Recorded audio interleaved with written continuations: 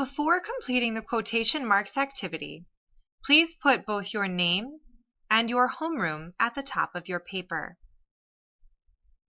The directions say, use the following rules when using quotation marks. Use these rules to properly place quotation marks in the sentences below.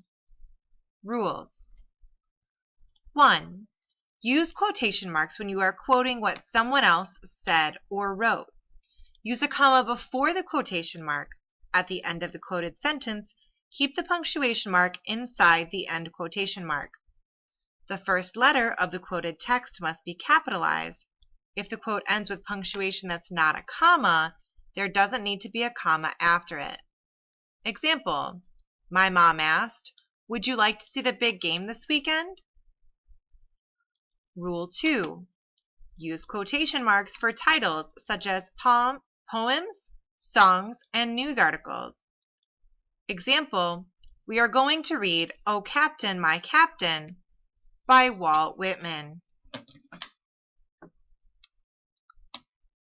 Rule 3.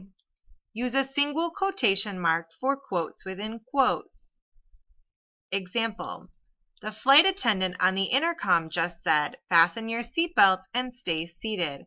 Maybe we can stand and stretch our legs later, my sister said. Now, place quotation marks and proper punctuation where needed in these sentences below. 1. The coach said, don't be nervous, just try your best. In order to punctuate this correctly, I should first start by figuring out what is a quotation and what is a speech tag. Let's look at this one more time. The coach said, don't be nervous, just try your best. Because I have the word said, which tells me that someone said something or how someone said something, I'm going to guess this is my speech tag. And because there's a capital letter here, I'm going to guess that this is where the speech begins, where it says don't. So let's take a look at the speech. Don't be nervous, just try your best. You know, that all flows together. So I think that this could actually be dialogue here. So let's punctuate. The coach said, comma,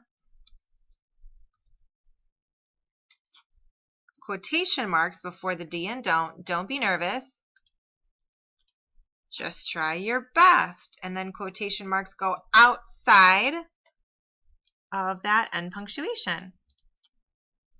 Let's do another one together. Can we get hot dogs and cotton candy? Barbara asked. Well, it says Barbara asked, so this looks like the speech tag. It's telling me who said and that they were asking a question. And because there's a question mark here, I know that if there's a question mark within this sentence, that's the end of some dialogue if it comes right before the speech tag. I'm going to put quotation marks there.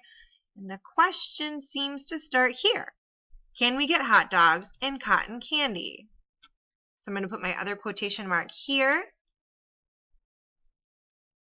just outside that C, and I should be good to go. 3. I wish I could play baseball professionally, he thought out loud. Thought out loud. There's my speech tag. Okay, he said it, so that's part of the speech tag. So I know that there's got to be some punctuation separating the dialogue from the speech tag. Let's read the first part. I wish I could play baseball professionally. I think that is the quotation. So I'm going to add my quotation marks here before the dialogue and after.